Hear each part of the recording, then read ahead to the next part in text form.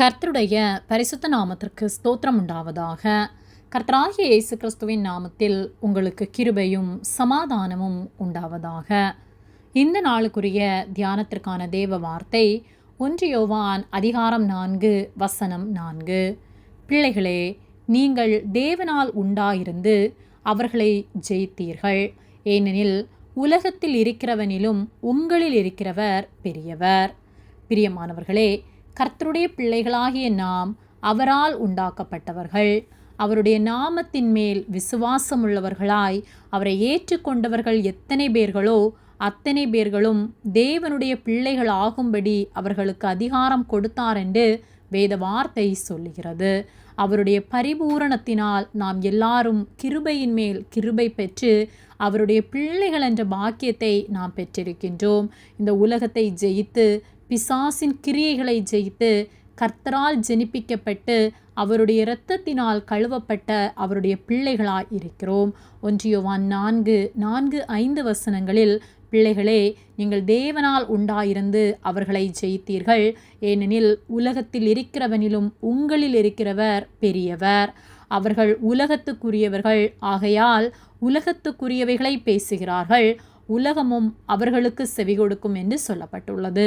தேவனால் உண்டாயிராதவன் உலகத்திற்கு செவி கொடுத்து கர்த்தருடைய வார்த்தைகளுக்கு செவி கொடாமல் கர்த்தரை விட்டு விலகுகிறான். உலகத்திற்கு உரியவைகளை பேசுகிறான். உலகமும் அவர்களுக்கு செவி கொடுத்து அவர்கள் பேர் புகழை பிரஸ்தாபப்படுத்தும். நாம் தேவனுடையவர்கள். நாம் செய்கிற வேலையிலே அல்லது நாம் இருக்கிற இடத்திலே கர்த்தருக்கென்று உண்மையாய் வைராக்கியமாய் நாம் வாழும்போது நாம் நெருக்கப்படலாம்.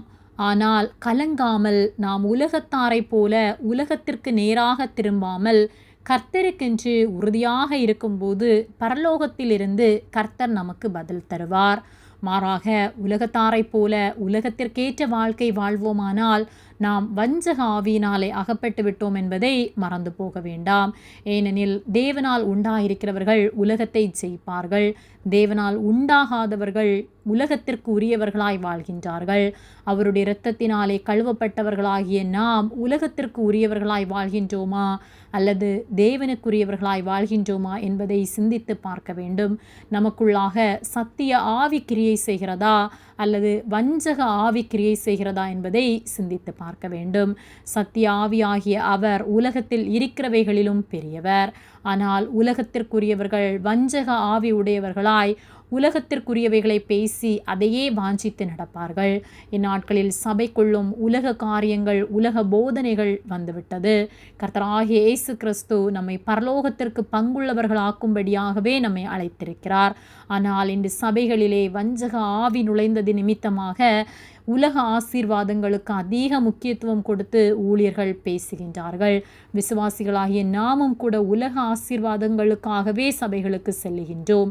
அதற்காகவே கர்த்தரை நாடுகின்றோம். தேவைகளுக்காக மட்டும் இம்மைக்காக மட்டும் நாம் கர்த்தரை தேடுவோமானால் நம்மை போல பரிதபிக்கப்பட்ட ஜனம் இல்லை. பரலோகத்தை அடைய வேண்டும் என்ற ஒரே நோக்கத்தோடு மட்டுமே நாம் வாழ்வோமானால் உலகத்தில் நம் தேவைகளையும் அவர் சந்திப்பார். இந்த உலகத்தில் உள்ள யாவும் அழிந்து போகும். வீட்டின் மேல் வீட்டையும் நிலத்தின் மேல் நிலத்தையும் செல்வமும் பணமும் சேர்க்க வேண்டும் என்ற எண்ணத்தோடு உலக ஆசீர்வாதத்திற்காக நாம் வாழ்ந்து கொண்டிருக்கின்றோமானால் நாம் வஞ்சக ஆவி உடையவர்களாக இருக்கின்றோம் என்பதை மறந்து போகாமல் உண்மையாய் கர்த்தரிடத்தில் திரும்புவோம். அவர் நமக்காக ஆயத்தம் பண்ணி வைத்திருக்கிற பரலோக ராஜ்யத்திற்குள்ளாக நுழையும்படியாக நம்மை பரிசுத்தப்படுத்துவோம். அழைக்கப்பட்டவர்கள் அநேகர், தெரிந்து கொள்ளப்பட்டவர்கள் சிலரே. அந்த சிலராய் நாம் இருப்போம். நம் குடும்பத்தை, நாம் இருக்கும் இடத்தை கர்த்தருக்கு நேராக நடத்துவோம். அவரை உண்மையாய் நேசிப்போம். கர்த்தர் நம் ஒவ்வொருவரையும் ஆசீர்வதித்து நித்தியமாய் நாம் அவரோடு ஜீவிக்க நமக்கு உதவி செய்வார். ஆமேன். ஜெபம். எங்களை அதிகமாக நேசித்து வழிநடத்தி வருகிற எங்கள் அன்பின் பரிசுத்த பிதாவே, நாங்கள் தியானித்த வார்த்தையின்படி உலகத்துக்குரியவர்களாய் நாங்கள் வாழாமல் உமக்குரியவர்களாய் உம்மை நேசித்து வாழ எங்களுக்கு உதவி செய்யும். எங்களை தாழ்த்துகிறோம் இயேசுவின் நாமத்தில் பிதாவே. ஆமேன். கர்த்தர் உங்களை ஆசீர்வதிப்பாராக.